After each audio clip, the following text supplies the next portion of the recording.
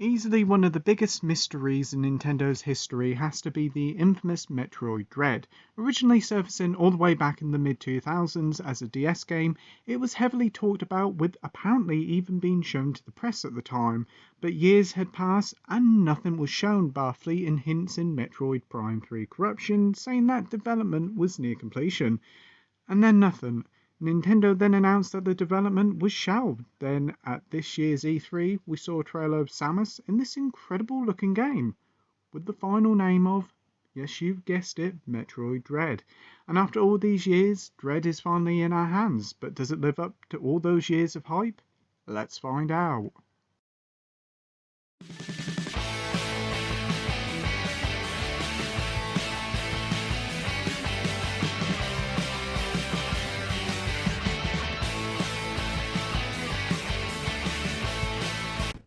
Let's start off with the story first, and it follows on from the 2D Metroid games that started off with the original game all those years ago, and this continues where Metroid Fusion from 2002 left off. It sees Samus sent to the planet ZDR to find the remnants of the X-Parasite. No sooner she's arrived, Samus is attacked and drained of most of her abilities, and thus begins her exploration of the planet to find out what the heck is going on, as well as escaping this very dangerous planet. And straight from the get-go, Dread is impressive with its short bit of exposition explaining everything and getting us up to speed with the plot. And Dread acts as a closing chapter to the 2D Metroid story, and plot-wise this is easily one of the best in the series. It's a tale that features many shocking moments that will have fans gasping, and I won't spoil it for you, but rest assured it's a great story for the fans. Exploring the many parts of ZDR is a blast. You're told what to do and it's up to you where to go, and thankfully I didn't get lost one little bit. It's just so much fun to explore and find all the secrets. Each of the parts of ZDR are visually and designed to really stand out. There's so many secrets to find along the way. This is easily one of the best environments in a 2D Metroid game to date.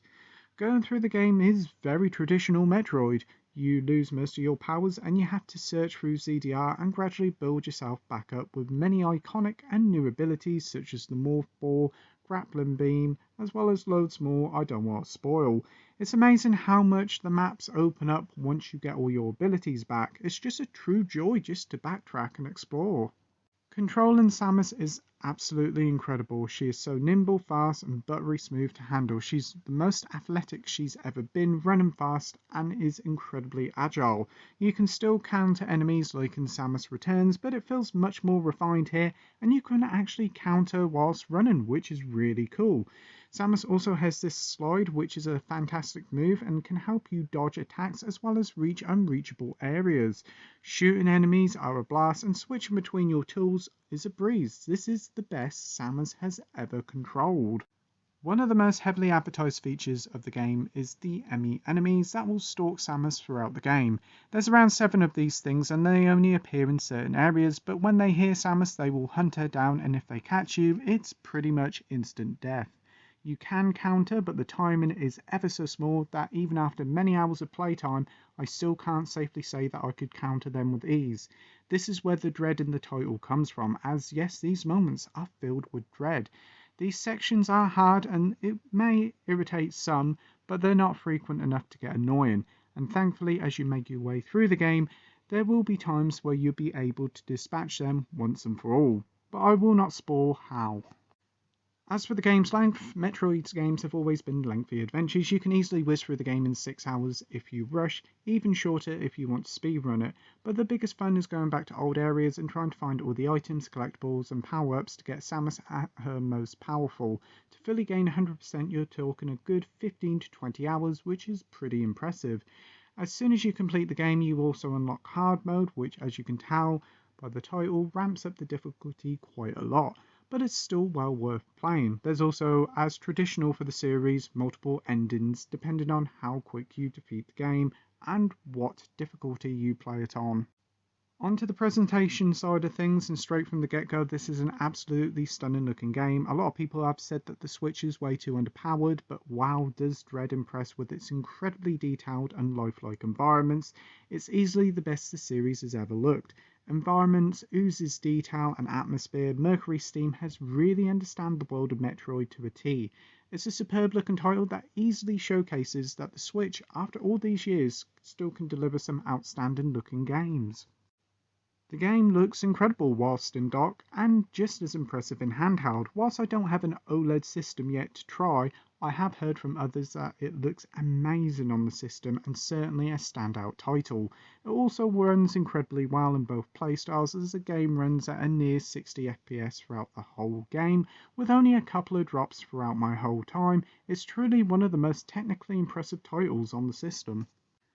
As for the music and sound now, and Dread is easily another high flyer for Nintendo's heavily underrated franchise, featuring many epic tracks and wonderful sound effects. It's truly a treat for the eyes and ears.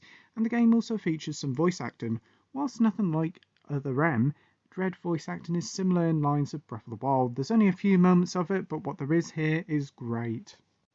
Conclusion time now, and Metroid Dread has finally closed a long chapter in gaming history, and whilst the wait was long, it was totally worth it. Dread is an incredible experience and easily one of the finest entries in the series to date, and an incredible technical showcase for the aging Switch hardware. Developer Mercury Steam has perfected their vision for a Metroid title with an action-packed, silky smooth and thrilling game that has some impeccable level design. Metroid Dread is a must-buy for all Switch owners, and hopefully this will be the rebirth of one of the most underrated franchises of all time. So with that, I'm giving Metroid Dread a 9.5 out of 10 with the title of amazing. As always, thank you for watching my review. I hope you enjoyed. If you could like and subscribe, that would be totally awesome. And as always, till next time, happy gaming. Bye.